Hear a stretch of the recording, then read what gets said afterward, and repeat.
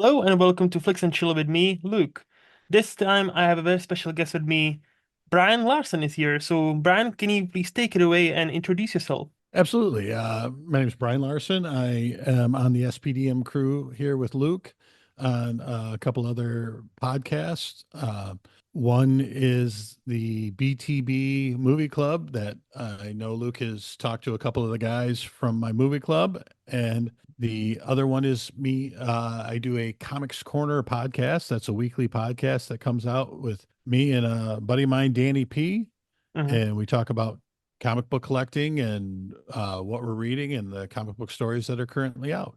Hmm. Hmm. Nice and concise, straight to the point. Like it.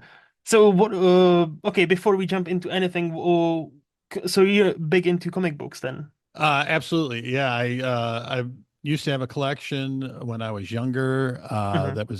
I was in the mid 80s to about 2000, where I was collecting stuff and had first appearances of characters like Wolverine, Hmm. Punisher, Venom, uh, DC and Marvel up and down, and some of the independents that are out like Spawn and Hmm. uh, by Image Comics. And then, life happens. I got divorced, and when divorce happens, you got to make do. So sold off my comic collection, and 2020, I decided to start collecting again, and really got into it, and decided I like talking on the internet, and started a podcast about it about 3 months ago. We're about 14. We call them issues, not episodes. So Hmm. we're Yeah, 14 issues in on our podcast as of right nice. now.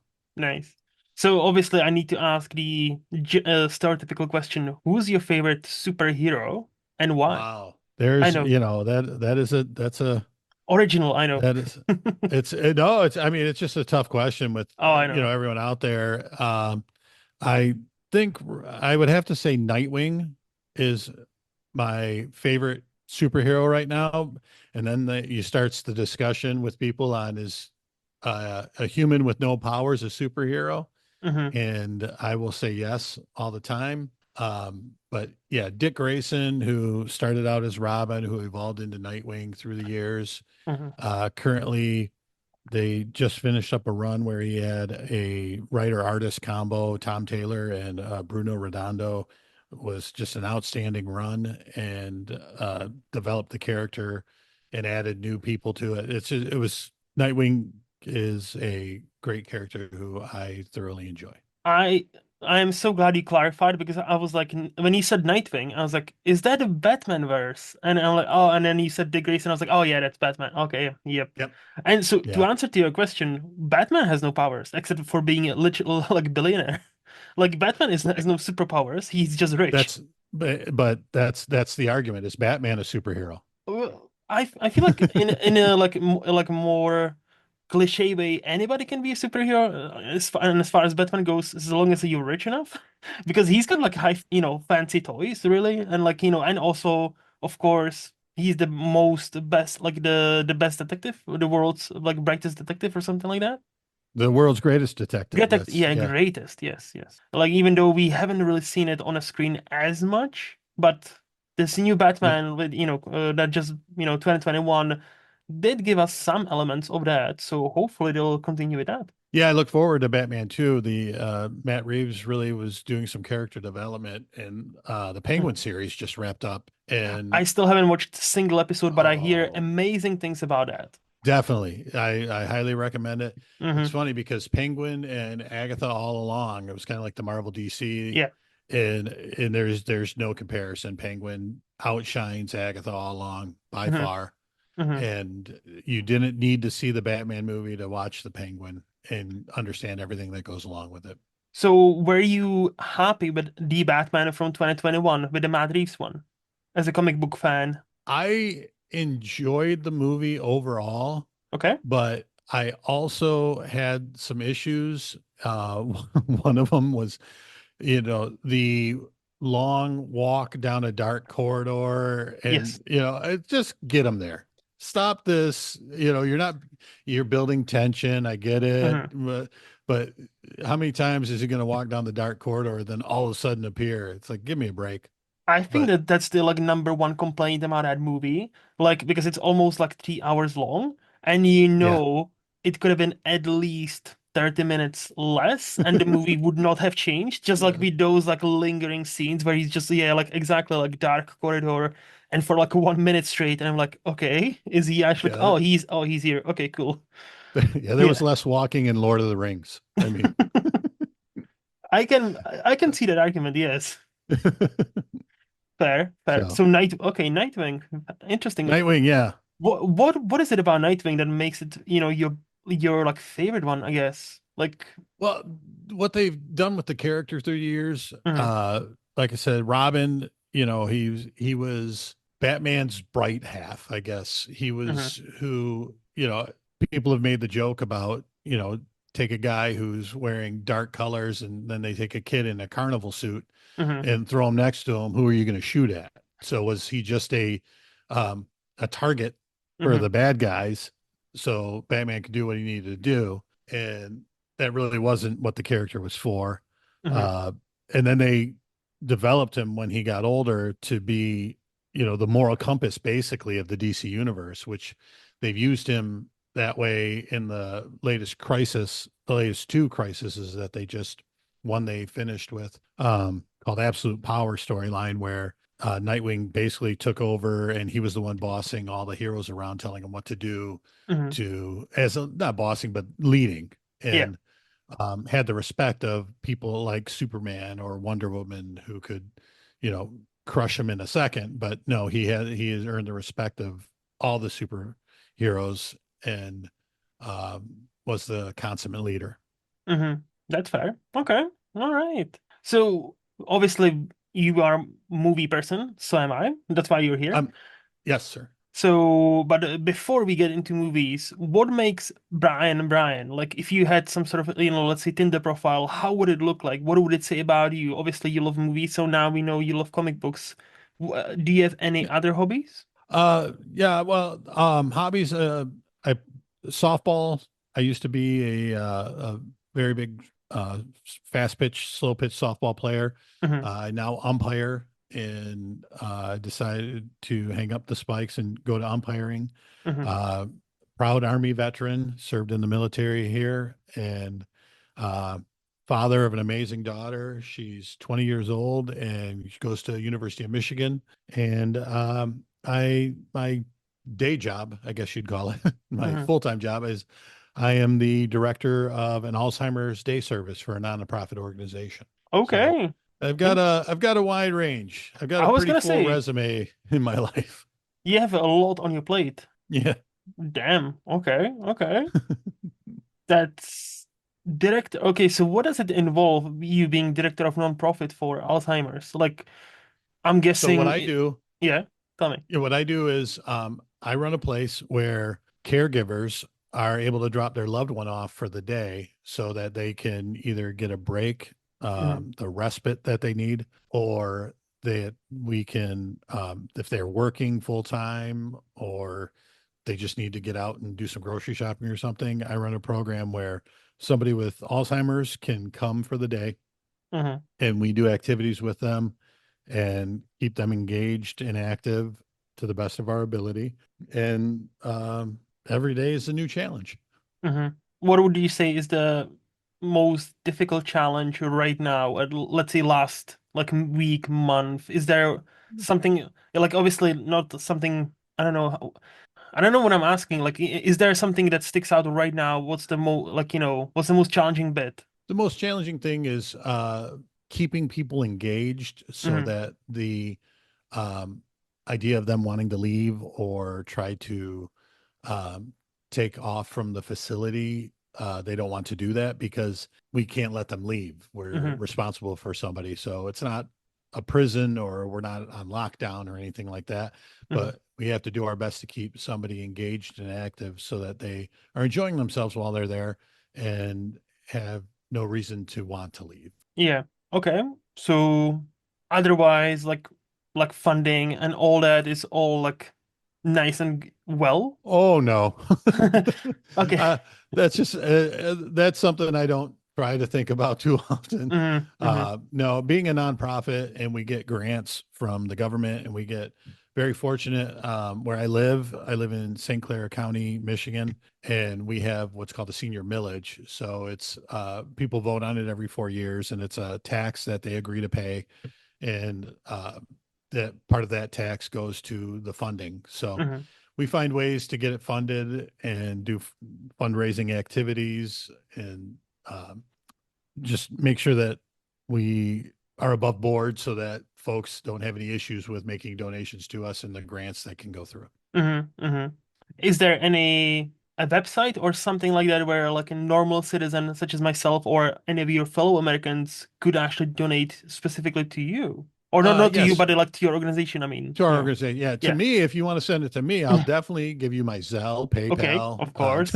Yeah, yeah, yeah. No, the organization I'm part of is called the Council on Aging, Mm-hmm. and our website is thecouncilonaging.org. Mm-hmm. And on there, there is a PayPal button that Okay. you can click on, and from there you could send donations. And in the memo line, you could put Star Path Adult Day Service. That's our program name. Okay. That'll be handy to know. Hopefully somebody donates. Yeah, So you mentioned you're based in Michigan, right? correct.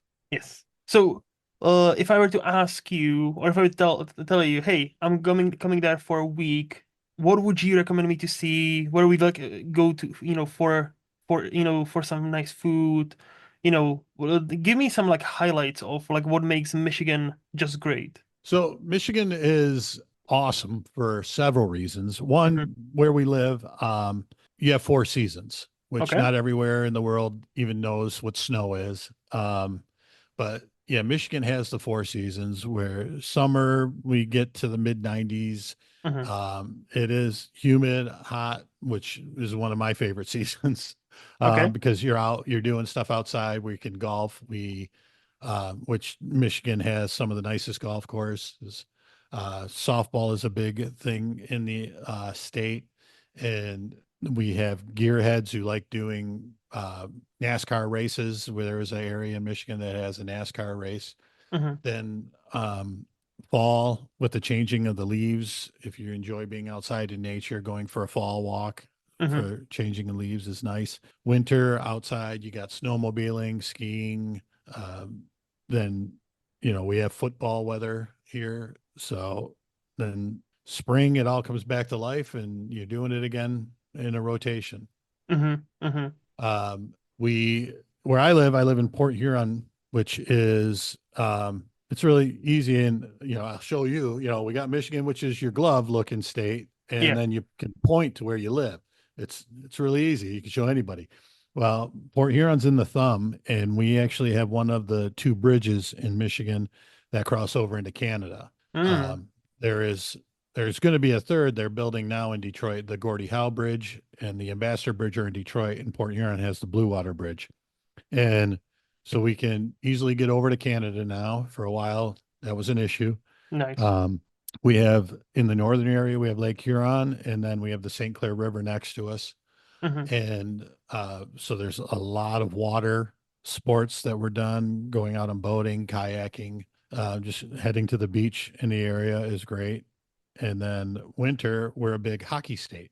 Hmm. So if you enjoy hockey, then we have our community here in Port Huron has its own hockey team, as well as we have the Red Wings. And Detroit, for me, it's a little over an hour away on the freeway, a little less the way I drive. Hmm. But we, uh, Detroit community, the area as a city has all the big sports. It has venues for music, and we're starting to get a food community down there. There's some barbecue places. There's some really nice steakhouses. It's really, really picked up down there. The Ilitch family who Hmm. owns the Red Wings and the Tigers have really put a lot of money into it, and they created their Fox community that is growing and growing down there. Cuisine wise, what Michigan's really known for is Coney Island hot dogs, which Okay. is a hot dog with yellow mustard, raw onions, and then Coney sauce, which is a type of no bean chili. No bean And chili. Okay. and and anybody who's had it around here or lived here and moved away, they always come back, and that's one of the first things they do is hit a Coney Island when they're returned home. I'm trying to imagine the flavor because I obviously know how all of those elements taste like. I don't think I've ever obviously had them together. That must be Yeah, interesting. I would be it's definitely up for trying that. it is definitely worth the try. You know, Luke, let me find out how hard it'll be to get it to you across the pond, as they say. But they there's a Coney chain called National Coney Island that Hmm. sells packs that you Hmm. can ship out to folks. And every so often I'll ship one down to my mom in Florida because she misses the Coney Island. And but it's a treat. I it sounds like it, but also it sounds like, you is there a way to eat it without actually like spilling the sauce on yourself? Because it sounds kind of like a messy food. I am a fork and knife eater when I eat a Coney Fair. Island, You but fancy. a lot of people are not. Hmm. So it's not a clean eat. It's not a first date place to go. You know. Yeah, yeah. So No, I get you. I get you. Okay, that sounds interesting. And obviously, like I'm into ice hockey, so like Detroit, Detroit Red Wings. I've always known of them, and there were quite a few great Czech players playing for that team. So yeah. oh, definitely. Yeah, they were one of the first who went over to, Eastern Europe, or Hmm. it would be Western Europe. And correct, I'm right on that. Right. I kind of sent like many people. Central. Yeah, like we are pretty much like Czech Republic or Czechoslovakia used to be like pretty much like dead center of Europe. But many Okay. people put us in like Western, many people Eastern. Honestly, as long as you say Europe, it's fine. Okay. But yeah, they were some of the first to go and get European players and brought them Hmm. over, and even helped with a few defections. It's a really good documentary, the Russian Five documentary that they did about Hmm. the players and getting guys over here. Yeah, yeah. Okay. It sounds again like Michigan. Like I've never been to the United States, but Michigan sounds intriguing to me. Like it definitely like, obviously like Detroit, Chicago, all those places. Like I'm a big fan of, Beverly Hills Cop, the franchise now, I guess, Sure. for movies in. So Yep. like I've always known of Detroit. I've always known of like, Eddie Murphy because I Yeah. knew like he's the guy who runs around, well, most Beverly Hills, but he's from Detroit. So I've Right. always known about it. But There like, is there's plenty of movies and such that are have mhm. used Detroit in them. Yep. Isn't So RoboCop set in Detroit as well? RoboCop's Detroit too. Yeah. Yeah. Mm. Yep. Actually, where I live, about a half mile down there is a dock that was used in the filming of Batman versus Superman. Oh, In the cool. scene, yeah, yeah, the dock scene where they're unloading the freighter and then Batman and Superman first meet, Hmm. and Hmm. yeah, that was actually filmed just down the street here. Have you watched like when it was being filmed? I was not able to. No. Ah, Yeah, I wish I was able to get down there, but no. It was, yeah, not gonna say kept quiet, but it mhm. kind of was kept quiet, and I just was unable to be there. Has that ever happened to you? Like, you're on your way to work and suddenly you spot like a big camera crew and like, this is, closed off because they making this movie. Has that ever happened to you? Actually, yes. Hmm. Funny enough, and there is a movie called Renaissance Man. Hmm. It was Danny DeVito and actually Mark Wahlberg's first movie, Okay. and it was filmed here. It's a story about Danny DeVito was a teacher who was teaching the not so smart kids in the army, Hmm. and it's a Penny Marshall film. She directed it, and it was filmed at Selfridge Air Force Base, which is about 30 minutes south of here. Hmm. And they shot a scene at the Detroit Tigers at the old Tiger Stadium. And a buddy of mine, we were going there for a Tiger game, and as we were walking in, people kept walking away all mad, Hmm. and they took a section and filled it with extras and put people in. There was Danny DeVito in a scene with his daughter from the movie, and in the section in front of them, they we were fine. So where we sat, we were basically one section in front of the filming of the movie. So they do a faraway pan in shot, had to be Hmm. from a helicopter. And I'm wearing a light blue wind jacket, windbreaker, that you can see me as the um, panning in for the Oh, so you shot were of the actually in movie. the movie. So Nice. I'm technically I'm in the movie Renaissance Man. Yes. That's cool. That is very cool.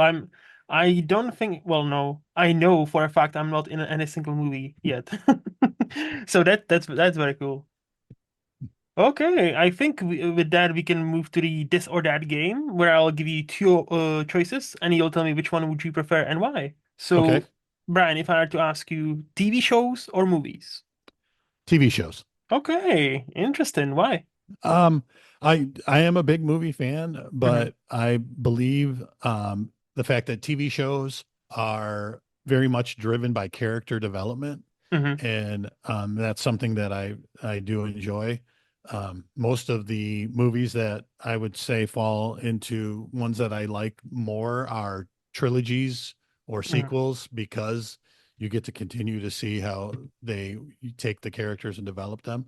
So I think variety wise, there is a lot of options when it comes to the TV shows. And when they stick around for a few seasons, you could see the development of the main characters and also the backup characters that get more and more brought into the forefront of the shows. Okay, nice. Tea or coffee? Coffee. Okay, how do you Um, take your coffee? I drink my coffee. I drink my coffee black. Okay. Um, my years and years ago, Hmm. my mother said I drink my coffee like an adult, nothing in it. So Hmm. I've used that more than once on an occasion. I do drink tea, but it Hmm. is I usually drink green tea Hmm. and not brewed. It's just like the brisk Lipton kind of Yeah. pre-made, pre-mixed Hmm. stuff that you can get. So Okay. I enjoy tea, but coffee would be my go-to in the morning. Same really. Money or free time? Oh, that's a great question. Oh, thank you. Money. Why? I don't have enough of it now, and Mm, I've got free time. I was So, gonna say, is it one of those where, people usually, pick the other they don't have right now? well, It's and like, I feel the if you have enough money, you can afford free time. So yes, yes. I see what you mean. Honesty or other people's feelings?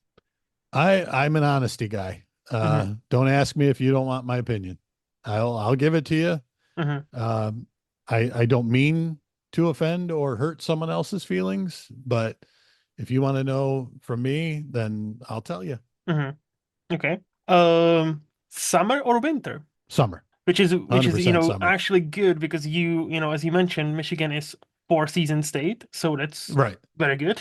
So I know like, the difference.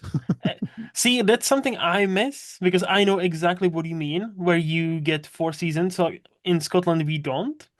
So like I always say, it's mostly like either like a really long spring or a really long like fall or autumn, Mhm. and with a hints of winter and with a hints of summer in between. That's Yeah. about it. So for you, summer is like you said high 90s, and just you prefer that than like be nice and cozy at home with the snow around you.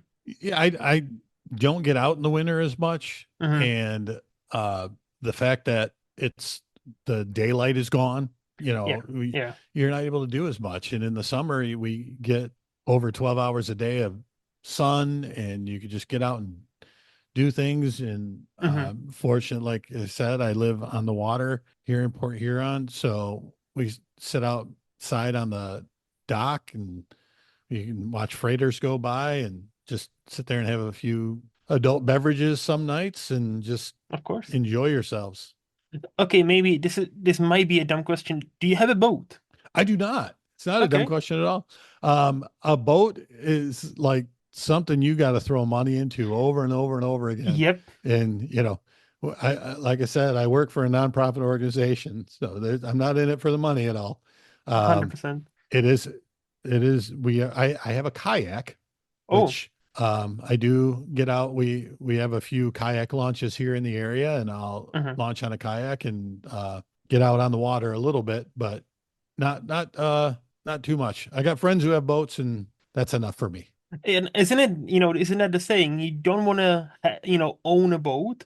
You want a friend who owns a boat. Because that Exactly. way you have access to a boat, but you have none of the responsibilities. You don't have to pay for anything and all that stuff around it. So, yeah. Correct. And at least, hey, you're halfway through the boat because you have a kayak. So that's the kind of like a halfway point between not having a boat and having a boat, really. Right. I can go out on the water if I need to, Correct? and get some exercise while I'm doing it. Exactly. Probably the most important question of all, ninjas or pirates? Ninja. Oh, why? Without hesitation, ninja. I grew up watching it was called Kung Fu Saturdays, and we were watching the Kung Fu show, and then you fought. Mm-hmm, I have an older brother who's 3 years older than me, and we would go out and fight and mm-hmm, pretend we were ninjas, and you never went out and I mean, yeah, you could do a sword fight as a pirate, mm-hmm. pretend, but you always had swords as ninjas too. So Yeah. then you could screw around and be sneaky and throwing stars and all that fun stuff. Pirates, it just seemed a little limited. Mm-hmm. Fair. That's fair. And the last question, free will or destiny? Ooh, Hmm. I will say free will. Okay. I Okay. I I do think there are some things that once you get on the road to where you're going, destiny is involved, Mm-hmm. but you have to have free will to make those choices to get there. Okay, so it's kind of like mixed bag almost. A little bit, Mm-hmm. I think the free will part of it is more important, Mm-hmm. and it's those choices put you on the path of where you need to go, and that path, the end result, I would feel would be destiny. Okay. All right. And before we move to the Flix part of this podcast, do you have any hot takes or controversial opinions you're willing to share with us? Um, sure. I feel, we talked about this a little bit. I am happy that Donald Trump was reelected in the United Mhm. States of America as the president. All right. Let's go there. Okay. Let's try to be as civil as possible because this is Definitely. obviously like I'm on the opposite side. Like, Yeah, I can't reach you. So, when I woke up that day, and obviously there's a time zone difference, so the votes have been being counted. And when I saw that lead, I was like, no way, really? And then yes, really. yeah. So okay, let's talk about it. Why? So I, if you had asked me, are you Democrat, Republican? I would Mm-hmm. lead towards Republican as my views Mm-hmm. on some things. Um, that, but I also have views on some big subjects that are somewhat in the middle. Yeah. And I don't feel that because somebody's a Democrat or doesn't have the view that I do that they're ignorant or Mm-hmm. wrong. Everybody's allowed to have their opinion and their view, and that's one of the great things here in America is we basically are encouraged to have that idea to be an individual and have your own views. Mm-hmm. Um, I think though, and yes, I was glad that Donald Trump was elected, but I also wish somebody else ran on the Republican Party than him. Because I was gonna ask, that's gonna be like a first pushback. I understand being Republican. Is Donald Trump Republican? Like, when you take a step back and you see him, not only how he acts, but what he represents with his marriages, affairs, several children from several different wives. And Republicans always, in my books at least, stood for the family, strict budgets, all that, like, basically like the strict dad of the family, right? And Donald Well, Trump is kind of antithesis of all of that. So I'm gonna ask, how is he a Republican in a sense where isn't the Republican Party kind of the Trump party for, lack of better word? And the actual well, Republicans as we know are beginning to kind of lose and or like just devolve into Trump. I disagree with that Okay. because I feel that there were some. other candidates that didn't come out and they didn't attack Trump because the way things were going here, you kind of knew this. He was foregone conclusion. He was going to be the Mm-hmm. Republican candidate.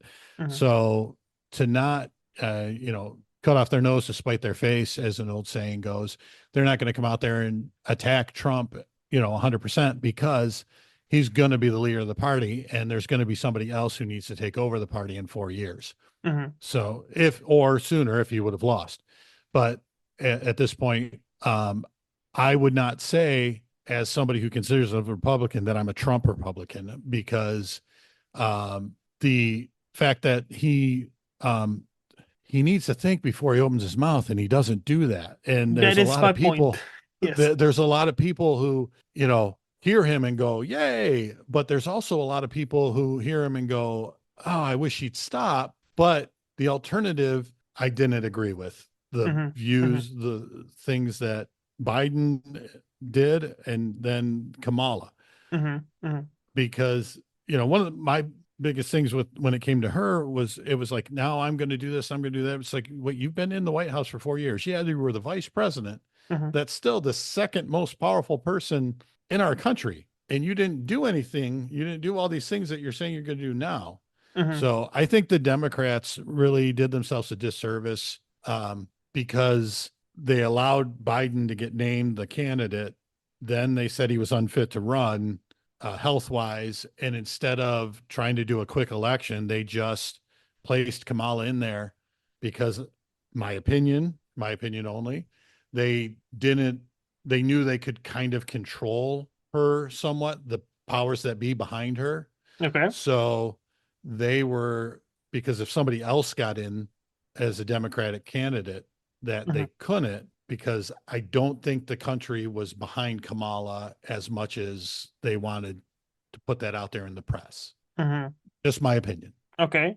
And what about actual Trump and, what he Oh, actually stands for and represents, and nothing he represents, what he actually does and brags about. And then he runs for a party that's like, quite religious, quite family oriented, see, I claims to don't, always protect children and all that stuff. but they do those things, and if you want to, I mean, I see, I know what you said, Mm-hmm. when you came to, yes, he's cheated. He is on his wife. He, isn't known for keeping his marriages together. He doesn't, but there, I've been divorced twice myself. Mm-hmm. Mm-hmm. So, the party, I think every political party bases Mm-hmm. themselves on family values, Mm-hmm. and everyone politically, you could point out, and I don't do that. It's, I don't, you could tell me, okay, he cheated, but I could throw back in your face a Democrat who cheated, Mm-hmm. who was, but I don't want to do that, because they're both wrong. Mm-hmm. It's like, it's our election this year was the lesser of two evils. And we're starting to get that more and more in our country, is we're voting for the lesser of two evils. We need to get in a candidate. We need to get somebody higher elected that is going to unify the country, because every year after an election, we spend 4 years putting down the candidate. Mm-hmm. You know, the Democratic side is like, oh, look, he's doing all this wrong. And the Republicans like, no, he's right. And then we get to the 4 years. And if it flip flops, then Mm-hmm. it's the Republicans going, okay, look, we're going to go downfall for 4 years. And, so we need to unify, and we can't, because a third party candidate has no shot of ever getting elected in our country Yep. unless, Jesus comes back and runs, or Dwayne Johnson.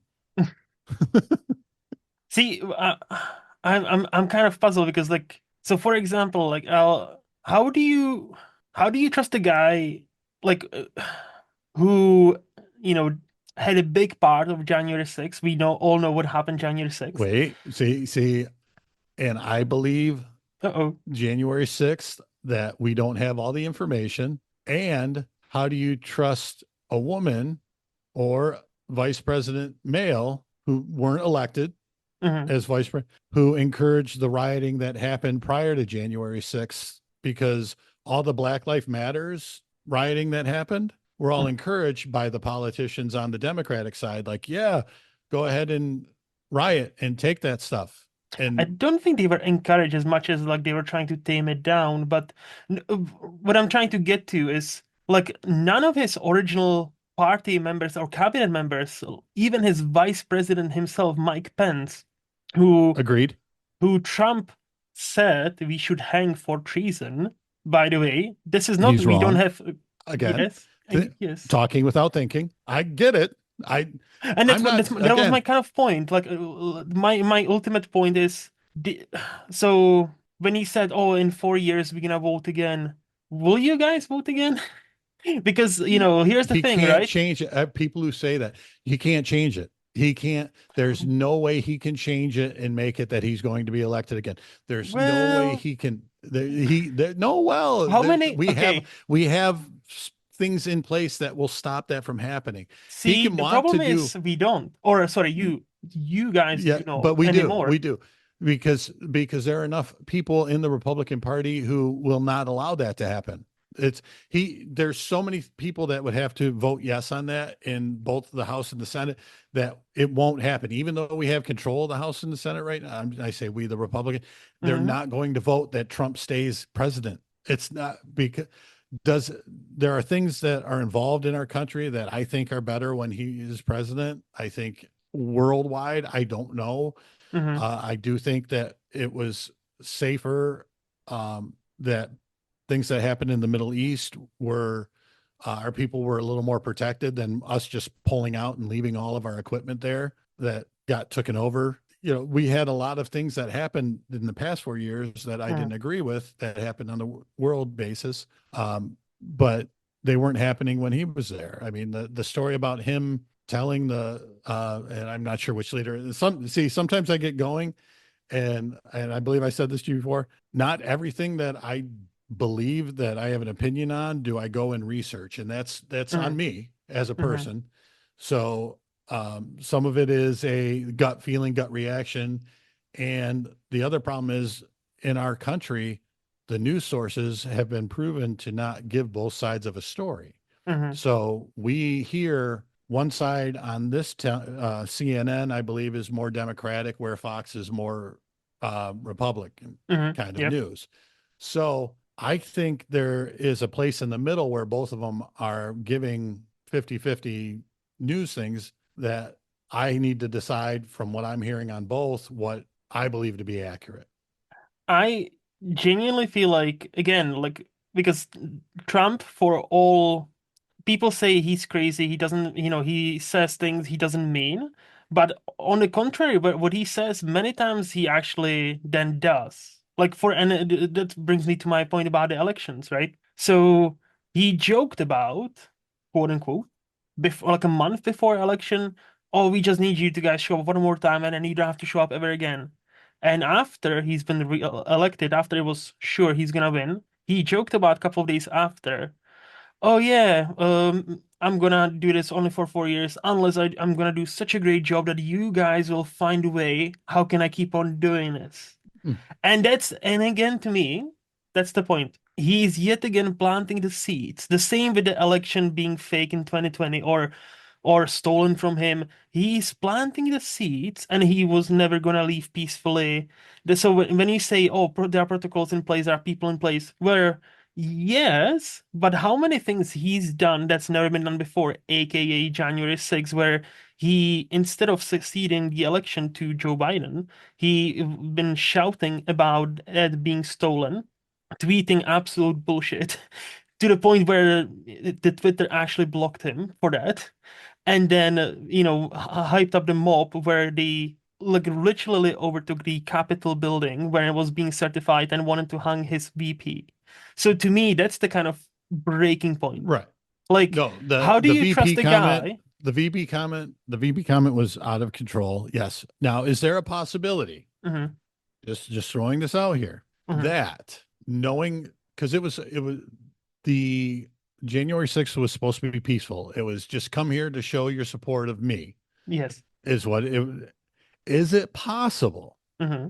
that the other side sent people there to get Democratic people riled up. agents. I'm saying to get people riled up, and then it went too far. Is there Like a sure, possibility that's, like sure, is it possible? But everything is possible. But like is it? but to I say, feel like Occam's razor is the best, or not best, but in this situation, like the simplest solution is usually, or simplest explanation is correct? usually No, is correct I'm just one.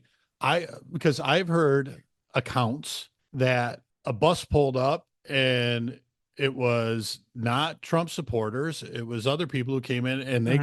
got, but I don't know. I wasn't there. But isn't it I the same chose, as the votes? Isn't it the same, like, as the 2020 election? Isn't it the same as there were many people who were willing to swear, or left, right, and center, that they saw Democrats meddling, Democrats stealing votes, Democrats burning ballots. But they were, spewing shit like that on TV, on Fox News, and all that. But the moment they were pulled in front of the judge and jury and under oath, suddenly many people backed down because they didn't want to perjure themselves, and those who didn't couldn't prove absolute nothing. Like there were like no. 130 cases, and they were all thrown out because there was a hearsay. Oh, I saw this person. Okay, where's the evidence? Did you videotape it? Everybody has one of these today, phones. Mhm. Did you Yes, have sir. any videos? Oh no. Oh, so and they did it in plain sight in the middle of the day where you could see it. That would be the stupidest thing ever, wouldn't it be? Yeah, that would kind of. So what's your case? So to me, like like that's what I'm saying. Like, yeah, could it be? Sure, but I remember because I wasn't there. But I remember like him even tweeting about it No. and he flipped. We need to be on the same side here, or on the same page here of reality. He flipped. He had to release the video where he says to back down, because then he was probably advised to actually do that. So I'm just saying, can you like he's saying, oh, next 4 years, we're gonna have a new Republican. Will you? Yes. That's all right. I really hope, Yes. I genuinely hope so. Like I That- genuinely hope so, because I think this second term you guys will have, because of Project 2025, and because he's already implementing it and the people behind it are getting key positions in his new cabinet. The second term will be nothing like the first. That's the obvious argument I hear from people on the right. Oh yeah, but first term he also, people said that he's gonna blow up the world, and yet here we are. Sure, because as you say, the guardrails and people in many places were there, but he stuck the courts, he stuck the judges, not only Supreme Courts. He stuck the lower courts. He stuck many, many more Republicans are now in power, even on like lower courts. There's a great report about it. There's numbers behind it. So mhm. now that's my kind of point where I genuinely am curious to see where people will actually see what many of us are seeing now, that this is gonna end up not well, and what would be the breaking point for many people. Because like I'm genuinely like I look, and I hope I'm wrong. I genuinely like look, I hope I'm wrong. I genuinely hope I'm wrong. I hope he's gonna solve all the issues.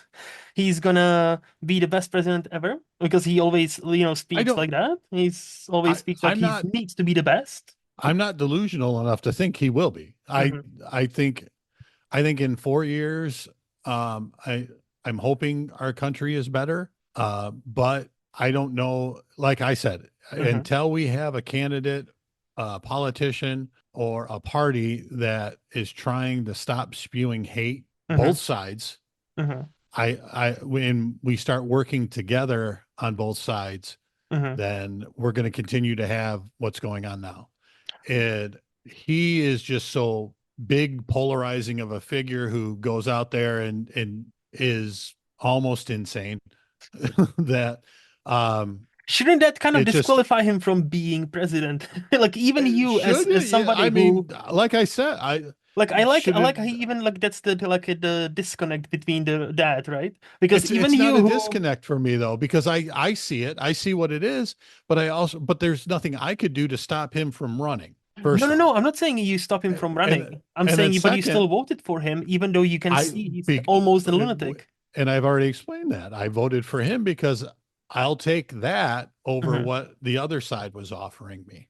I voted for a lesser of two evils in my mind. What do you think? Okay, so let's touch on that for a bit. What do you think it was You know what, so bad about that? that I don't want to touch on. Like I said, Okay, okay. I don't feel like I need to get into the negative side. I would Mm, of it. That's not what I want to do. mm-hmm, So I'll mm-hmm, just say, like I said, I see both sides. I see that there's good and bad in both sides, and my leaning was to this side, and that's mm-hmm. where my vote went. I look, I do agree in a sentiment where American politics really needs to be rebuilt in a sense where the two-party system it does not do you guys any favors. I Correct. 100% believe that. I 100% believe something like electoral college should have been abolished a long time ago. I 100% believe a country like America should do what most countries around the world do, which is to have like some sort of two-tier system where you can have 50 candidates for all you guys want in the first round, and if and then just the top two guys or like women or whoever will move to the second round, and that's it. You don't have a space to write in your vote. You don't have a space to select anybody else. You choosing A or you choosing B because you've already had the first round where no political party assigned their candidate. No, that's why the first round is there for anybody to vote with their heart. So everybody actually has more of a chance. And I genuinely think that's how it works in Czech Republic, that's how it works in France, that's how it works in many other countries. And No, it's a great I system. I agree with you. I do think the two-party system here is causing an issue, but it's not just the two-party system because there can be an independent, but all the independent does is that person draws votes away No, from yeah, yeah. whoever they are closest to, belief wise. Well, So if that's you have why somebody, RFK needed to drop out. yeah, That's why, if you're gonna speak honestly, again, 2 years ago, I remember when DeSantis was supposed to be the nominee, and mhm, Trump, why did it not happen? Because Donald Trump was threatening to run as an independent, and the Republicans knew he would split the votes. Republicans knew we'll never win anything, or at least that in 2024 if he runs. So they taken the bullet with him. Well, obviously, and it worked out. The same way RFK was no longer running as an independent because he was put there to be a spoiler for Democrats. But surprise, surprise, he was mostly spoiling Republican votes. So he is like, okay, okay, please, please, just don't run, and we'll give you a nice cushy job. And he's been given a nice cushy job, paid off.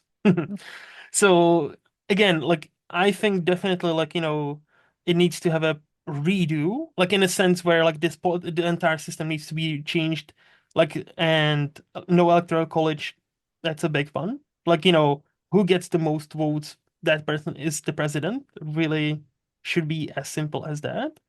yeah, And yeah, and also again, first round, 40, 50 people, whoever gets like 100. I think most of the time you need to have a petition and get at least 20,000 people, and then you can run. For you guys, I guess 100,000 would be more. I don't know, like you guys sort it out.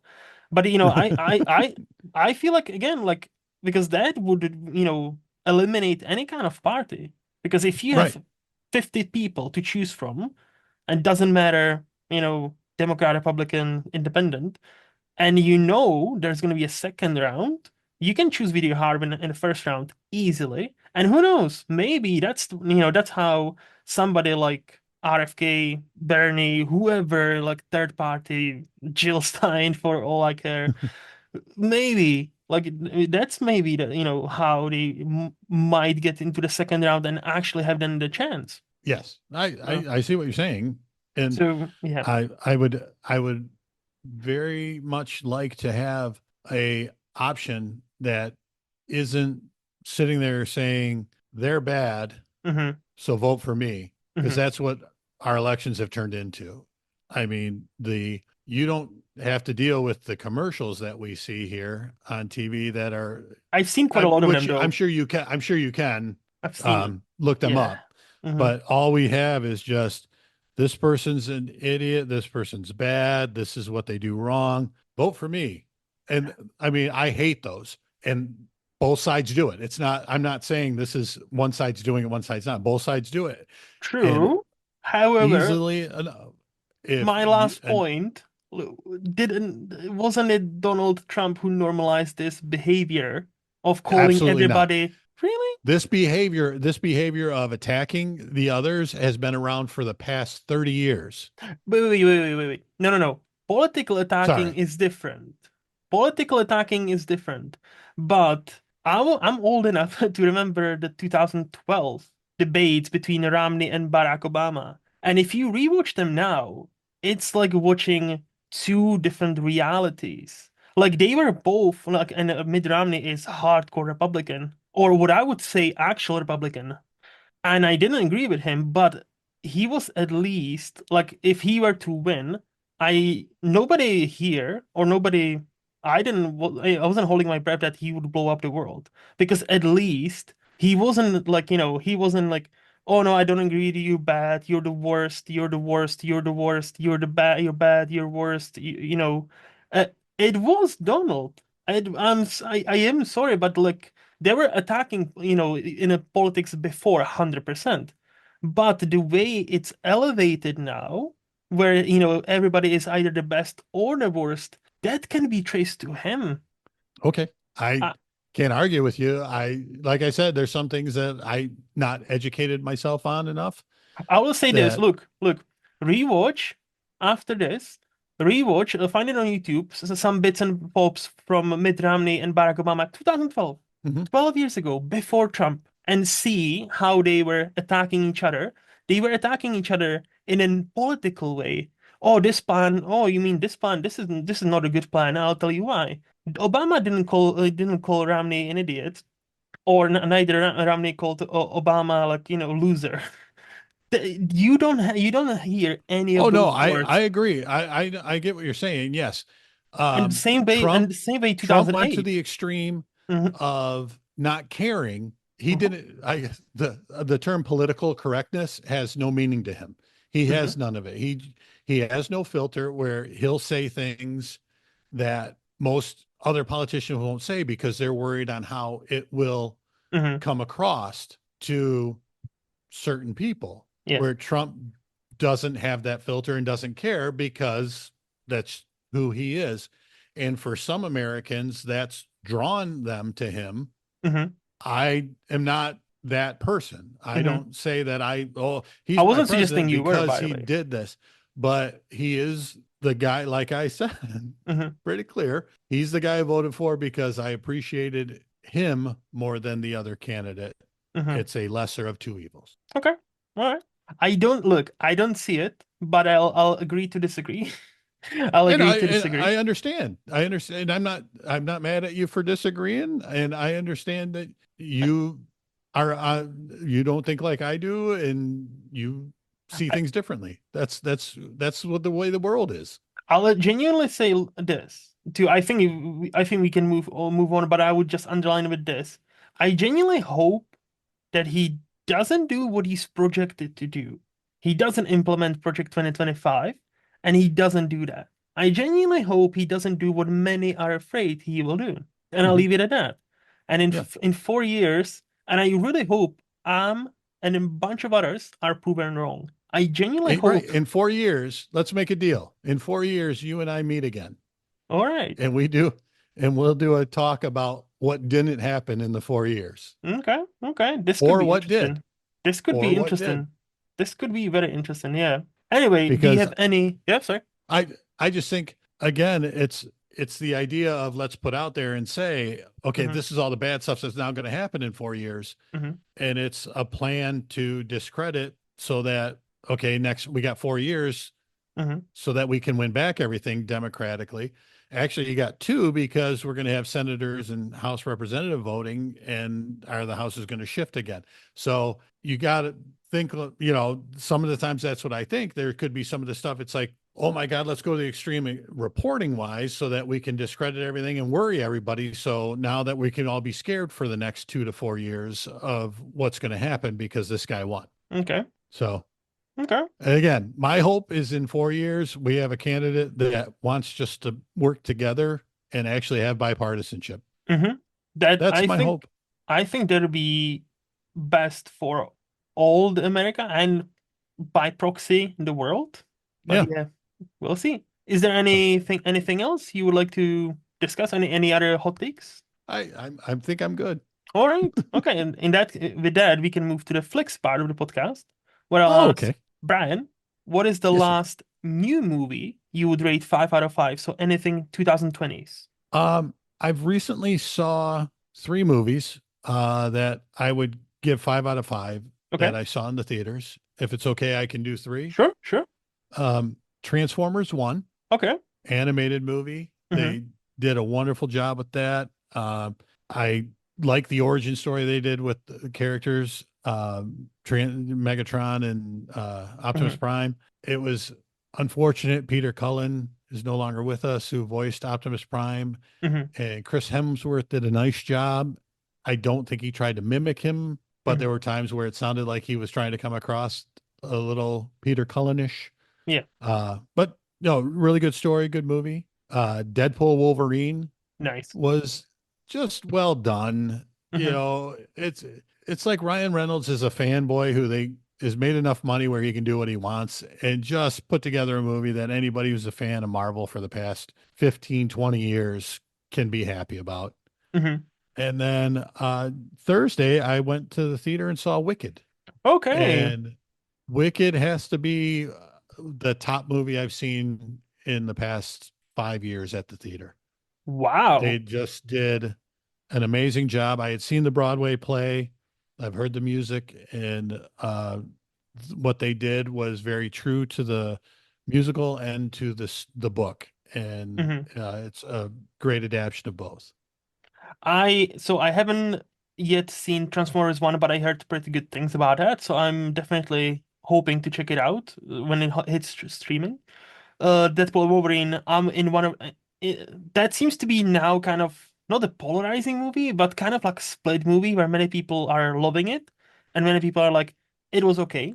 And I'm definitely I'm kind of more into loving this. Like I had a very good time in in a theater.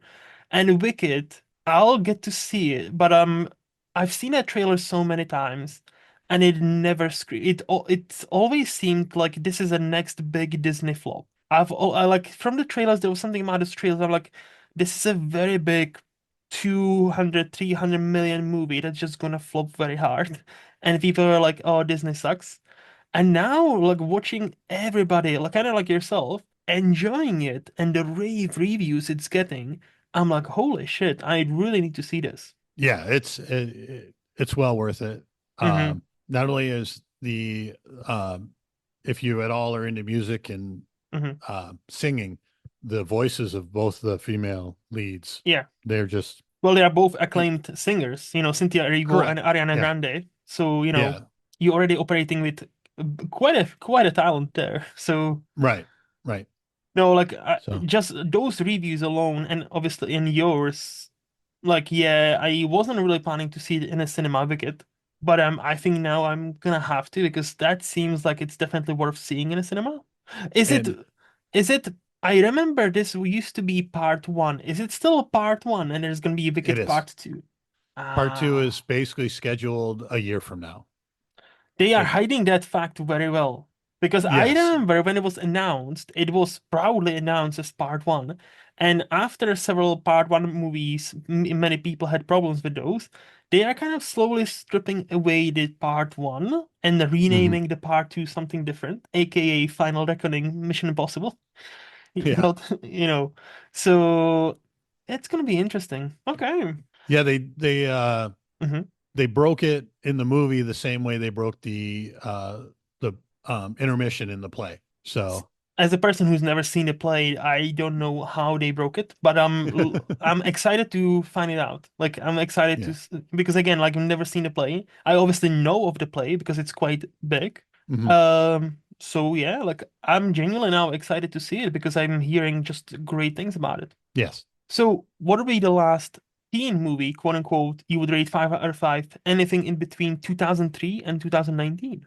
Christopher Nolan's The Dark Knight. You cannot get any better than that. Yes. It's just Heath Ledger's Joker. Uh, Christian Bale moved into the role much better as Bruce Wayne and Batman. Hmm. Adding, I do wish Megan is Megan Gyllenhaal. Maggie Gyllenhaal. Maggie Hmm. Gyllenhaal. I wish she never got cast. I was Ooh. hoping Katie Holmes would have stayed. Okay, But this is where we differ. I was like, oh yeah, science, and then this is where we differ with this because I love okay, Maggie Gyllenhaal in that movie. but Katie Holmes will always be Joey from Dawson's Creek. So See, that she's got a I never special place in my heart. fair enough. I'm aware of this show. I've seen a Mm. couple of episodes, and because I've seen like random episodes, it always seems so cheesy to me. I'm like, you know what? No, I'm not doing this. And Katie Holmes, she's nice to look at. She's definitely pretty. As far as acting talent, definitely Maggie Gyllenhaal takes it hands down. See, I I've seen thought she too did a many fine Maggie. job though. In as the lawyer in the first in Batman Begins, she and I coming think for at her limited screen, yeah, I guess. But I cannot so imagine like her doing especially this scene where she's strapped to the bombs and the big speech, about like she knows she's fucked. I cannot yeah. imagine Katie. Again, I kind of like Katie Holmes, but Maggie Gyllenhaal, I've seen too many movies of hers where I think she is very underrated actress as far as like talent goes, and she nailed that. Okay. So you don't so that's the only gripe with that movie for you then. I'm guessing Maggie Gyllenhaal. Yeah, definitely. The story that they took it from comic book wise, that they took a lot of the push from, is a Jeff Loeb, Tim Hmm. Sale story, Hmm. and it's one of the better comic book stories out there. And I just think they took enough of it, not the whole thing, and blew it up on the screen to be what DC quit doing with their movies nowadays is having a good story in Hmm. the comic and turning it into a movie. Yeah, So I think The Dark Knight was, great with that. it is. It is such a great movie. It is Yeah. one of the best. So, what is the last adult quote unquote movie you would rate 5 out of 5? Anything in between 2002 and 1975? I would go Patch Adams. Fascinating. Yeah. 5 out of 5. Wow. Yes. Patch Adams holds a place in my heart. It is obviously Robin Williams in a role Hmm. somewhat created for him almost, if it Yeah. wasn't based on a true story, but a guy who brings laughter into the world of medicine. But the most important thing that I take away from this movie and that I passed along to my staff that work with me is the line, if you treat a disease, sometimes you win, sometimes you lose. But when you treat a person, you win every time. And if we, as people in the medical industry, just treat people as a diagnosis or a disease, you're not doing them any good.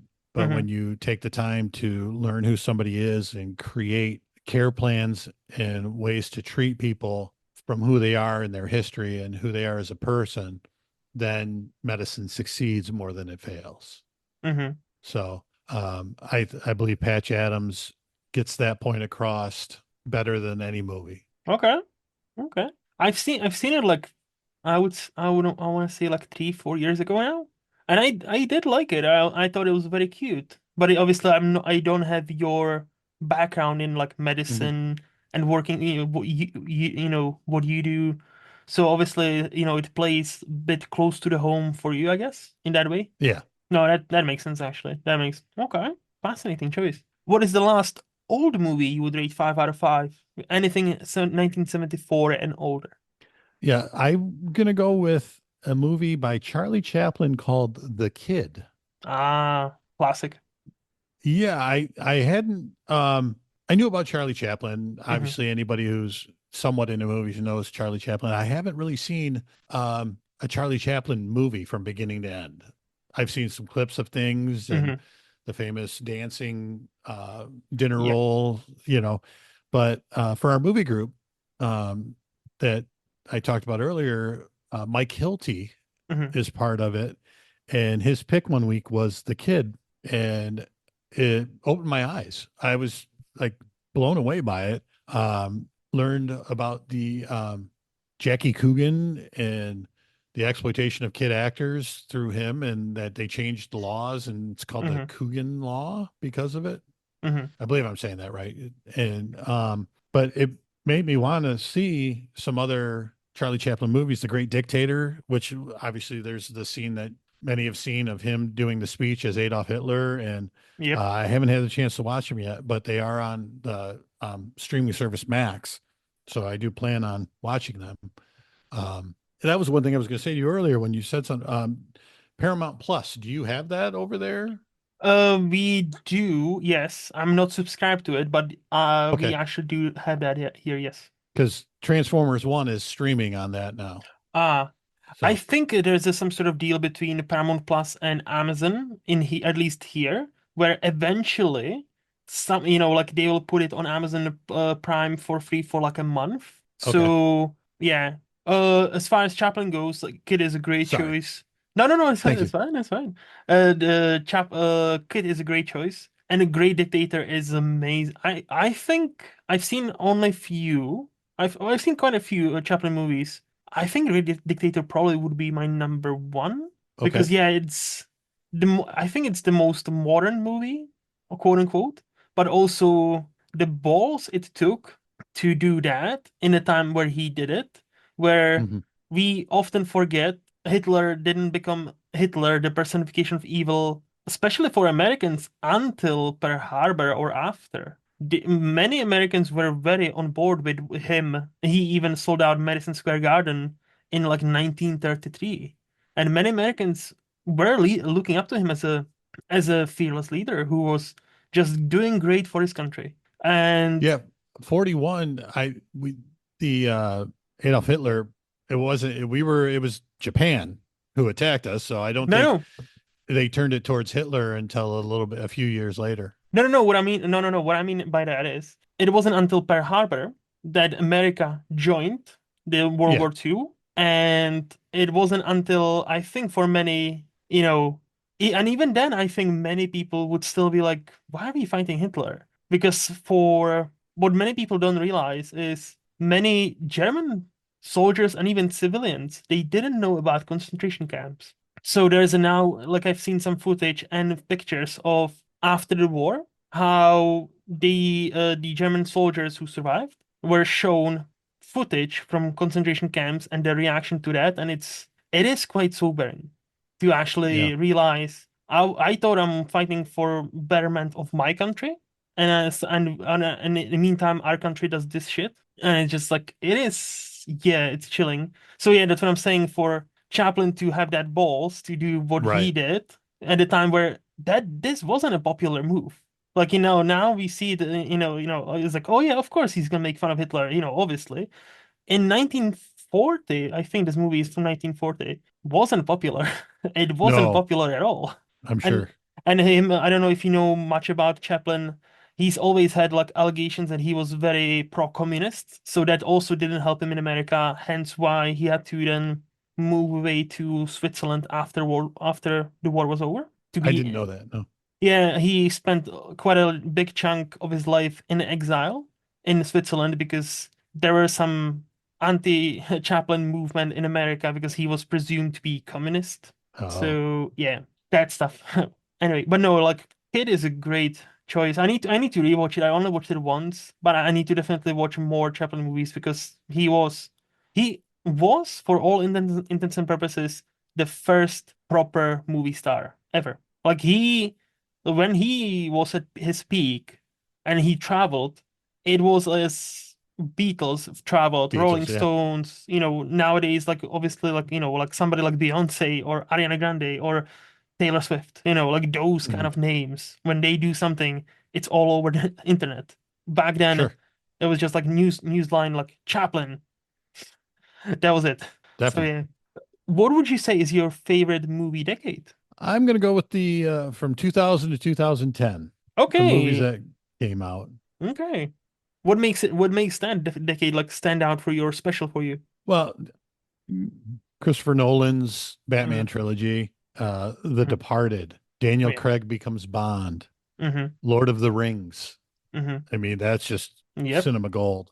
Mm-hmm. Saw came out, Gladiator. 300. We had actors like Tom Hanks and Julia Roberts and Russell Crowe come into their own during that Hmm. decade. A lot of things just Oh yeah. came out and made the decade shine, in my Hmm. opinion. No, like it's not a, it's like I don't think there's a bad pick at least for decades because like especially like, when you move to the more newer stuff, obviously we are producing more movies than ever. So, the quality, yeah, there will be some bad ones. There'll be quite a lot of bad movies, but also there'll be quite a lot of exceptional like all-timers. Like, like Lord of the Rings you mentioned, Dark Knight trilogy you mentioned, like yeah, it's there's movies upon movies where just from that like just 2007, what a year for movies. Like if you filter like on Letterboxd or IMDb just 2007 based on ratings, it's just that's insane. Obviously 2008 MCU started, well, Hmm. technically 2007 with Incredible Hulk, but we don't talk about that. Shh. Yes. What? I don't know what you're talking about. With but 2008, obviously we had not only Dark Knight but Iron Man, the Right. first Iron Man, where that's what really kicked off MCU as we know it now. Like comic, if you were a comic book person in 2008, you were eating well. Oh yeah, That's definitely. You were that's happy. 100%. Do you have any movie hot takes you're willing to share with us? Oh, Mm, um, hmm, sure. Well, right now we are in the holiday season somewhat. yep. So Mhm. Die Hard is not a Christmas movie. Oh, it's How not. about that? Okay. How about that for a hot take? I honestly feel like it's like now, yet again, it's kind of like a 50-50. Like I think Okay. many people take it in a almost as a joke. I kind of see it as a Christmas movie, but again, am I willing to, go into ring and like fight for it hard? Not really. Like it takes place Okay. over Christmas. It's fun. It's just funny thing to see and on like Disney Plus when it's like Christmas movies die hard. It's Right. always so Right. like like endearing to me. But why do you reckon it's not a Christmas movie?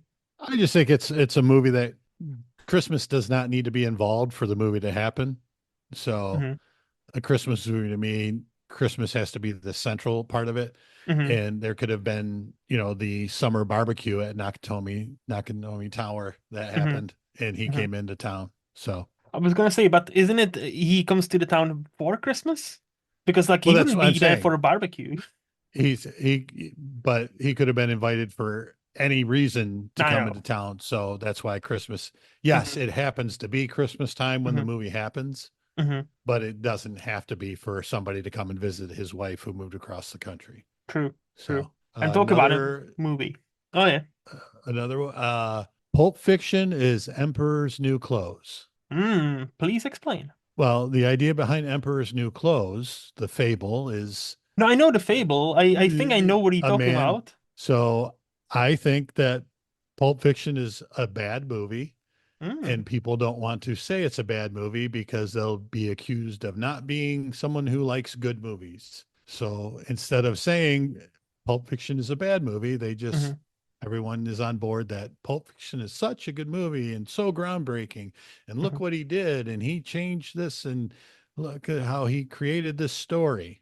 Hmm. And I just disagree. So what makes it bad movie or not resonate with you? The reason I feel it's bad, Hmm. or I guess even better, like you said, doesn't resonate with me is the time jumps that they're doing and shooting the movie out of order. Hmm. I can deal with those when it makes sense in a movie, but to me, Tarantino's just doing it to do it. There's no benefit by shooting a scene where John Travolta's character is in the forefront of it at the Hmm. beginning, then dies halfway through and gets shot on a toilet, Hmm. and then now he's back here at the end of the movie. Hmm. Why? I I've only watched Pulp Fiction once, and it's been maybe 15 years. Okay. So I definitely need to rewatch it. However, with my young dumb brain back then, I thought I liked it, but I have seen the Reservoir Dogs before, and I Hmm. loved that movie. I I thought do too. I I think Reservoir Dogs is great. yes. So like even in my like young dumb brain, I gravitated more towards Reservoir Dogs than Pulp Fiction. We Good, just good. head to head. But I'll say like I haven't. That's one thing I definitely one movie, one of the classics. I definitely need to give it a shot now, like when I'm older. And Hmm. actually, I think I know more about movies because I've seen much more to actually like watch it again and see where I stand now. We But watched it in our movie club, mhm, and I was the only one who said it. I I could I just don't imagine. like it. I could And I imagine. got six other people. What? It's like, hey, it's who I, and there's a reason to do time jumps, and there's Hmm. a reason to do development of characters in the past, and Hmm. all of those things that this, to me, there was no reason to do it except to try and be cute, and it didn't work for me. Can I throw something out there? Just like, just to like, bounce off of you. Is Sure. it possible that it's not, the Pulp Fiction is not Emperor's New Clothes, the movie? It's much rather the Beatles, the movie. In a way, what I mean by that is it doesn't really matter whether you like it or dislike it because it's kind of transcended. Like, because, people for a better part of the 90s and early into 2000s were trying to emulate what Quentin Tarantino's done with the storytelling, with the sharp dialogue, with all of that. So to me, it's almost and it kind of like Beatles. Like, am I like the biggest fan of Beatles? No. But do I see, even as trying to be objective observer, the impact they've made on the music industry that cannot be denied? In the same way, like it or not, Pulp Fiction had a massive impact on the industry and how movies are made, how movies are produced, because there was also one of the first like independent movie that got a lot of traction, made a lot of money, and studios in Hollywood actually gave more younger directors chance. Like, yeah, okay, have $3 million, make a movie, and see what happens. Could that That be that? that is a possibility not possibility, but that is a fact that it did change the industry Hmm. and how things happened. Hmm. I agree with that. I Hmm. just, when I'm done watching it and the credits roll, Yeah. I didn't enjoy it as much as a lot of the other movies that I've watched. That's fair, and that's fair. You actually reminded me, like, I need to rewatch it because again, it must be like good 15 years at least since I've watched it for first time, first and only time. So yeah, that's definitely something I really should rewatch and see how I feel about it now. Well, thanks thanks for the reminder. Yeah, that's two now. The Kid, you said you want to watch The Kid, and that's a quick one. That's like That, 50 minutes. yes, that's a very So, quick one. And any other hot movie takes? no, All no, right. I'm All good. right. Okay, with that, we can move to the underrated part of this podcast where I'll ask you, Brian, who do you Yes. think is the most underrated actor we have right now? I think I don't know if I'd go the most. When I was thinking of these, I wanted to go with some actors, actresses, and these questions. Hmm. To me, Of some course. that I think, Well, but it is about you, so yeah. so actor Zach Efron. Oh, I think nice. Zach, beside, yeah, he did the Disney, he High was the School Disney High Musical. School Musical stuff and that, Hmm. but the stuff he's doing now, Hmm. Ricky Stenicki, Hmm. comedy, did a really nice job in that. John Cena kind of stole the show, Hmm. but did a nice job in that. Neighbors, another comedy he does. Hmm. Uh, the Greatest Showman, fabulous in that. He shows his talent again. I mean, and then recently he just did Iron Claw, which I was still his haven't seen story. it, but yeah, I Oh, know of it. I've heard of it. but does a complete body transformation for it. Hmm. And I'm a fan of wrestling and the Von Erichs, knew of the Von Erichs and the Von Erich tragedies that were going on. And just, he brought the character to life. And he was one of the Von Erichs that are still alive. Hmm. So he had somebody who he could talk to that. But yeah, I think he does a really nice job when he does a serious role, and he can still do the slapstick funny stuff like Baywatch or Yeah. I think Bad Grandpa was he did with Yes. De Niro. Yeah, with De So Niro. Yeah. I do agree with you because like so as a person who's got a younger sister who loved those High School Musical movies, I didn't like them because they were not obviously they were not tailored to me. I think right. now I could probably enjoy them on some campy level, maybe if I were to rewatch them, but hey. But the first time I remember watching a movie with Zac Efron after the High School Musical and thinking, okay, this guy might have something more in him. Have you seen the movie Paperboy? I have not. It's with Nicole Kidman, Matthew McConaughey, and him. Okay. And I thought they were like, I'm not saying he's like Oscar worthy in that movie, but I saw something different and unique in him. And I was like, all right. And that's a movie from 2012, quite tiny. So like I remember watching that kind of when it came out, and then thinking, damn, Zac Efron might be a bit more than just like the dumb high school kid who just sings. And yeah, like Right. the comedy is like I think he's like a great comedic actor, like unexpectedly great comedic actor. And from what I'm hearing, I the Iron Claw is on my watch list on Amazon Prime actually. So I definitely need to watch it, but I know it's supposed to be very sad. I know they haven't even adapted the story fully because apparently the family, the real life family, has gone through much more than it's shown in that movie. Definitely. Yeah. So I've They heard of that. Yeah. yeah, they said I believe the director said there's only so much Hmm. tragedy you can put in one family in one movie. Yep. So no, I definitely need to because I remember like when it was coming out, that was an Oscar buzz for him, and it was for the movie, and many people were shocked to see it got no nominations Hmm. in last year's Oscars. So that's definitely something. But no, Zac Efron is a solid choice. I like that. So who do you think is the most underrated actress we have right now? So this person hasn't done a lot of movies. She's done some really good TV and Netflix series. I like Kristen Ritter. She did Hmm. Jessica Jones in Yep. Netflix, and she was on The Defender. She had a comedy show called Don't Trust the Bee in Hmm. Apartment 23 Breaking and Bad. Breaking Bad. They talk about her stint on Breaking Bad because Yeah. I actually have never seen Breaking Bad. I Oh, I think I'm the one.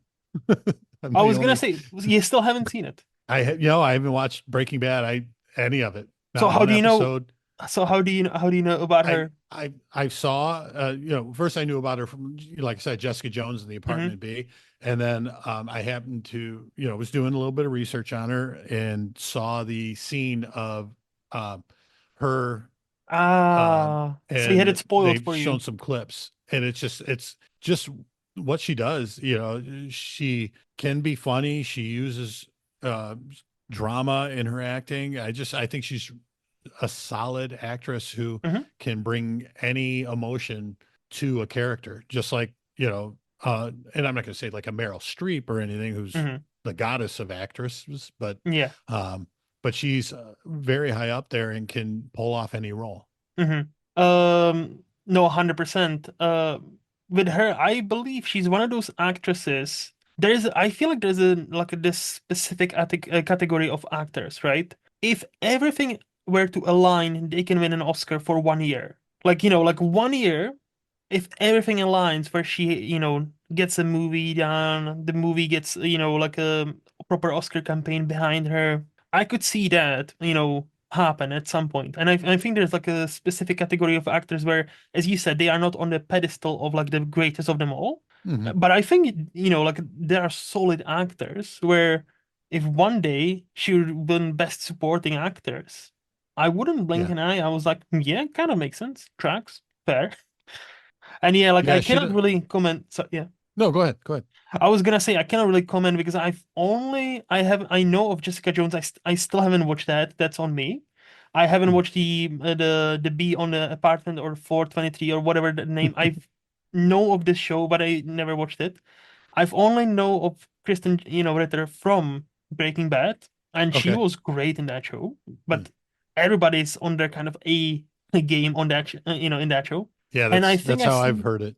yeah, and I think I've seen her in a couple of movies, but it's always like supporting roles. Like she's always like one of those like, oh yeah, she's here for 5 minutes, and then she's not there. Yeah, So she's got to be to the forefront of a lot more, yes. but I think she could pull it off. I heard really good things about her performance in Jessica Jones. So I'm definitely like don't get me wrong, it's definitely on my queue to watch.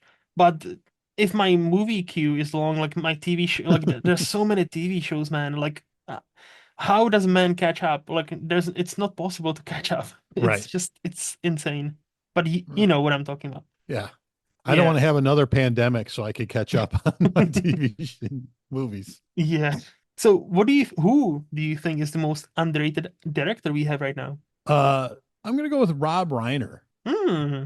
Rob Reiner, and it's more because he hasn't done anything in a while, Yep. but Rob Reiner doing The Princess Bride and Stand By Me, Hmm. uh, he comes out, his first movie is This Is Spinal Tap, Yeah. and doing a parody like that could pigeonhole you in a way, and it didn't. And then, A Few Good Men can arguably one of the greatest movies made Yes. is, in Jack Nichol's one of the greatest performances. So Hmm. he's it's I think a lot of people don't realize that he transitioned to behind the scenes and as a director, and the stuff that he's done has just been great. No, Rob Reiner is definitely like talk about influential person, especially like 80s and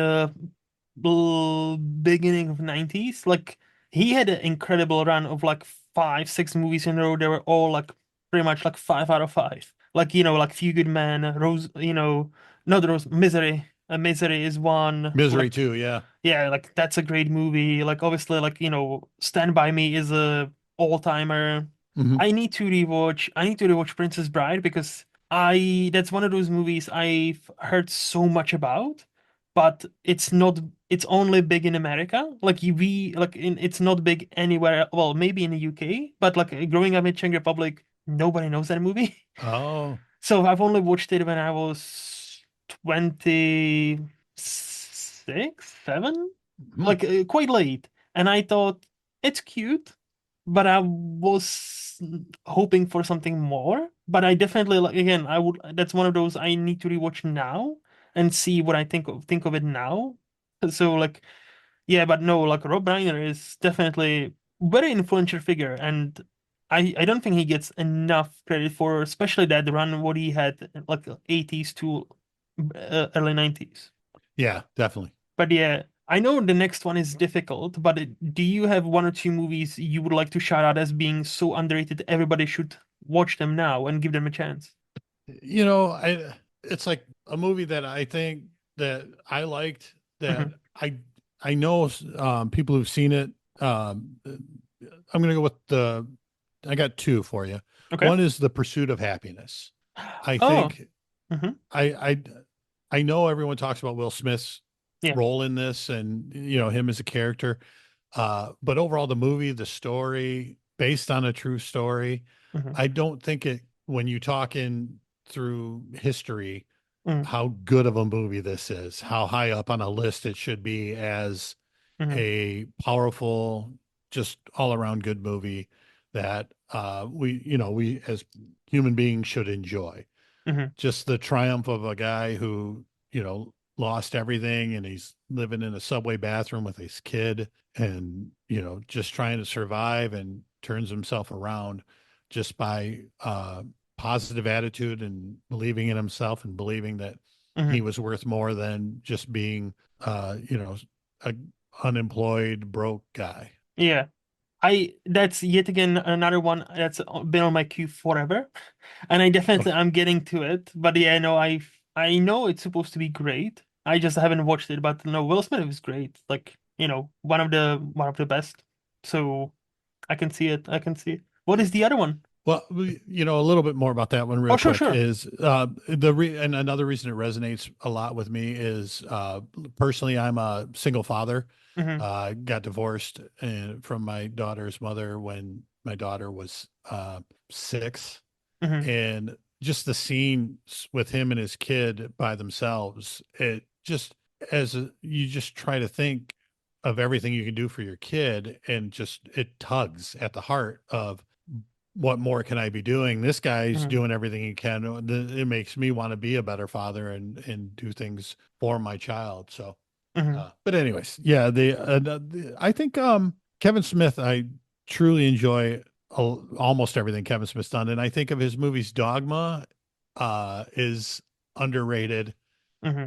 not only as just a movie and stuff, but how much he researched of the Bible and of religion to do that movie.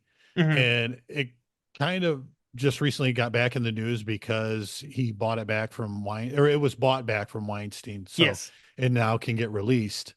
Um, finally. so that, yeah, exactly. You know, I have my DVD copy still, but um, a lot of people haven't seen it. So I think that movie just, and I personally am not very religious of a person, but I do know the Bible and know stories of it. And I just, the way he, you know, was telling of the different angels and such. I mean, he's sitting on Bill Maher TV show getting interviewed, and and he's like, you know, you were accurate in a lot of your stories. And he's like, thank you, I can read, you know.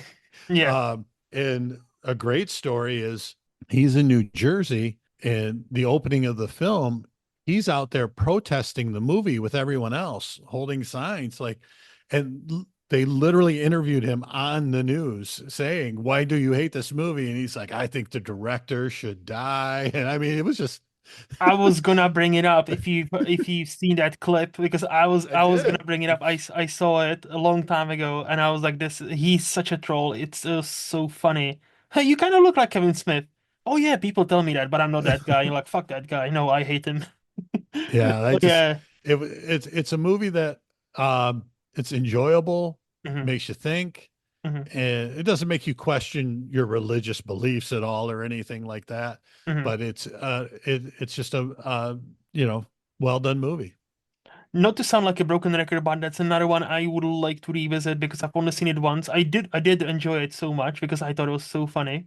But I think now I would enjoy it even more. And yeah, I'm Mhm. so happy because I've also heard about that you know many because I don't think it's been released on Blu-ray, let alone like 4K. And there's a reason, yeah, because Weinstein has all the rights. Right. So at least or had all the rights. So I was very happy when I read that where he managed to get it back. So Hmm. now it can have proper like Blu-ray, maybe 4K restoration, and that's definitely one as a collector of physical media I would like to purchase because and rewatch because that movie is great. Yeah. It is very good. Okay, what about some TV shows? Do you have a one or two you would like to shout out as underrated? Yeah, I have one. The movie, the show is called Firefly. Yes. Firefly, I mean, it's the definition of underrated, in my Hmm. opinion. It's done by Josh Whedon, who he had already done. Buffy was out for him, and Angel was Hmm. going strong. And Fox comes to him and it's like, hey, create another one. So he creates Firefly and puts together a cast: Nathan Fillion, Gina Torres, Alan Tudyk, Adam Baldwin, Marina Baccarin, and he's putting them on a spaceship and does basically a space cowboys. Yes. And for some reason, Fox puts the show on Fridays at 8 o'clock. So it's in a horrible time slot. And they did 11 episodes, but only, I believe, eight of them aired. So you couldn't even see the whole thing. And It not only gets that, pulled. and they are also just to interrupt, they also for some reason released them in a different order. So the pilot Right. episode was not released first, but like the first episode was like third that was released. So people were like, "Wait, who are these people? Why should I care? Like introduction, please." And people were confused at the time. And yeah, that's like if you read like just on IMDb. Yeah, it was a shit show. It was almost like somebody was pissed at Joss Whedon for something, and you're like, okay, we'll bury this fucking show. Yeah, it was like we paid for a hot girl who kills vampires, and you give us a space cowboy show. Yeah. So they got pissed off. Yeah. And then the fans of the show, who are known as redcoats or Hmm. brown coats, I'm sorry, redcoats are Yes. that's you Stop. guys. No, not you, but they're known as brown coats. They had a big enough following that it came back with a movie. Yep. And the Serenity is a solid movie, in my opinion. I thought it was And great. Yeah. it introduced Summer Glau, who that's basically he found her and he used her in an episode of Angel and then turned her into the character from Firefly. And Mm-hmm. then Serenity is basically focusing around her. Mm-hmm. So yeah, I think Firefly falls under an underrated show. 100%. Like I think now because of the internet and all that, Fireflies is so well known, but it's still like it just pains me to know like it was killed off so soon. And yet the Serenity movie, from what I've read and from what I remember, basically he took the ideas he had for the second season and third season and made the Serenity movie. That's why many Yeah, questions get answered. That's why remind me, what are the like enemies they fight against? The big bad, the Reavers, the Reavers. the Reavers. That's how, in Insanity we get explanation who are Reavers. I remember there was a great thing, and I was like, oh yeah, I can see this being a season. That would be cool. So yeah, Yeah, like it would be that's mhm, a movie I watch probably every 6 months. I nice. pull out the DVD and I'll put that in. I do have the TV show on DVD also, but it's streaming on Hulu here. So Mhm. I'll occasionally watch that, but if I ever need the fix, I throw in the movie and watch Serenity. To be fair, you can even do the TV show because it's only like 9 episodes. I think it's 40 minutes an episode, so like it's an Right. easy bench as well for the TV show. Like part of the only one good reason, or not reason, one good thing about this being axed so soon, we only got 9 episodes, so pretty easy Well, bench. they released all 11 episodes on the DVD. Okay, So good. That's good. it's No. yeah, it's in there. The extra episodes are all really good. There Mm-hmm. was no let off on that show. The writing is so good. Mm-hmm. There were basically only one episode that carried over storyline, but everything was individual storylines that were wrapped up, and Yep. each character got a little bit of a storyline. Mm-hmm. So it just they did it. Josh Whedon did a fantastic job with that one. No, 100%. 100%. So that's the only TV show you would like to highlight as underrated. Yeah, I think so. Okay, perfect. Well, Brian, thank you so much. This has been a blast. I've been asking you a lot of questions over the past almost 2 hours. So before Mhm. we say bye, let's flip the tables. Do you have a question or two for me? You know, I I'm not really an interviewer. Hmm? I do think though, just curious for me, Okay. what is the likelihood Mm-hmm. that will make it over to the United States? And if you do, Mm-hmm.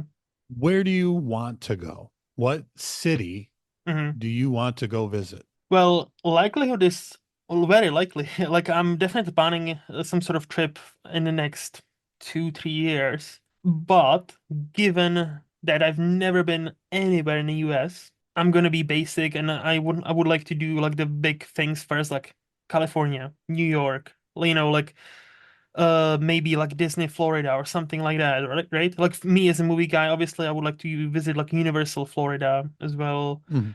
But I spoke to my girlfriend about it as well.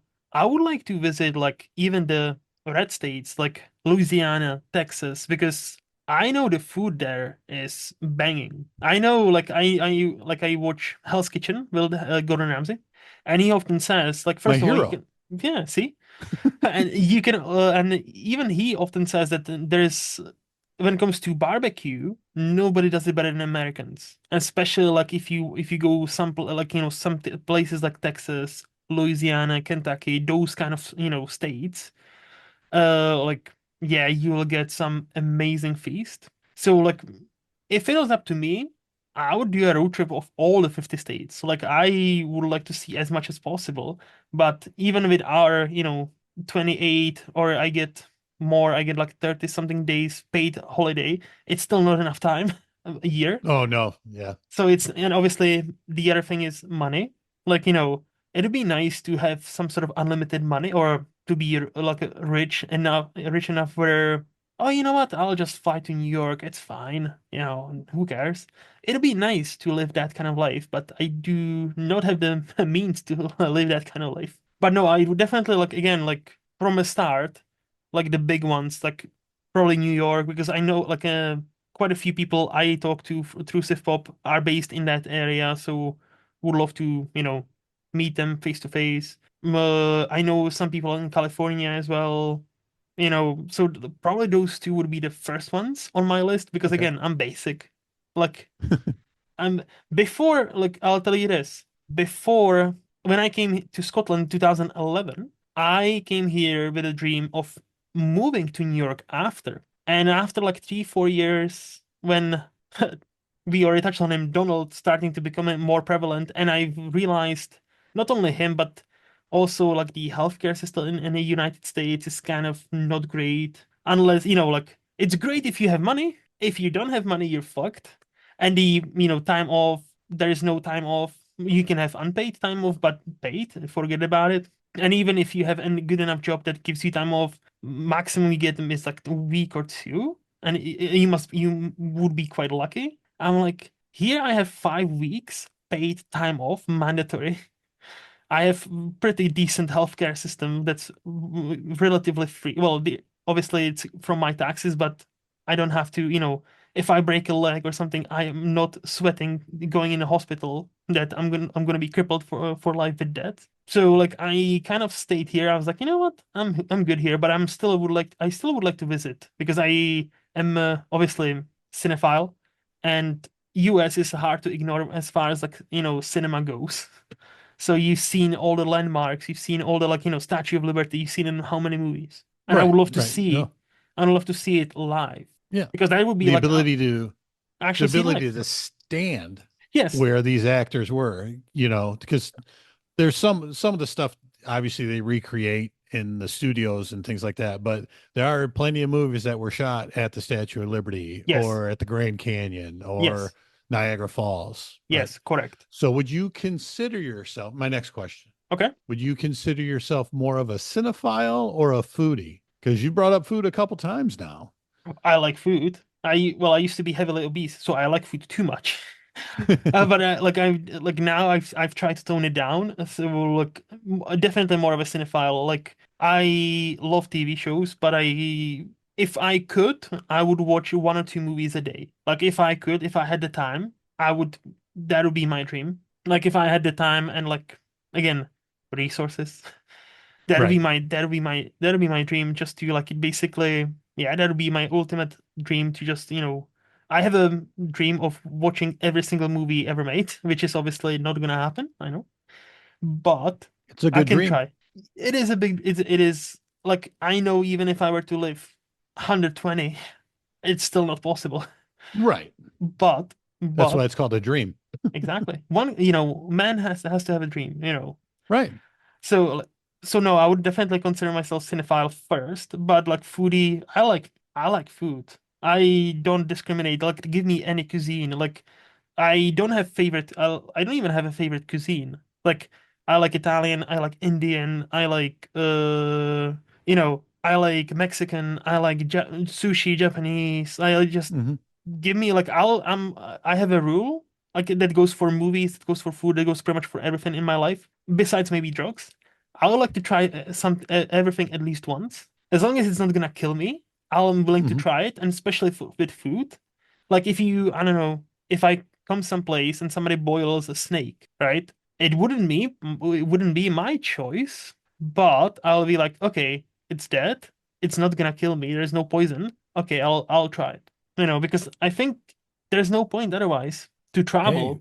Because like, obviously part of it, to me, part of traveling is obviously seeing sightseeing, seeing this, seeing that, meeting this person, if you have people already there. But the other big part is to explore, the cultures who live in correct. that place and, eat something local, something you would have never thought of. And they're like, holy shit, that is exceptional. You know, Like a hot dog with no bean chili on it. exactly. With mustard, raw onions, and no bean chili. Yes. Yeah. No, I wouldn't, 100%. Any other question? That's all I got for you. Okay, well, I think that's pretty much wraps it up. So, Brian, thank you so much for spending your time with me. I do appreciate it. If people liked what you had to say and would like to follow you, where would you send them? Uh, the podcast that I do, Mm-hmm. Comics Corner podcast with Beelar and Danny P, and the Busting Tim Balls podcast or BTB Movie Club. Those are both on SPDM Crew. Mm-hmm. You can check us out on Facebook, Mm-hmm. Comics Corner Pod, and comics is spelled with an X. Okay. And on Instagram, it's at Comics Corner Pod on Instagram. Those would be Okay. the best ways to get a hold of me. Perfect. Those links will be, as always, down below. And for me, as always, In Movies Lost on Letterboxd, lostinmovies.co.uk, which is my blog, and here every second Friday. And as you mentioned, this podcast is also part of the SPDM Crew podcast media. Special thanks goes to HiFlyer Creative for designing my logo. If you need to see what else they have happening, visit hiflyercreative.com. So that's all for today. Until next time, bye bye.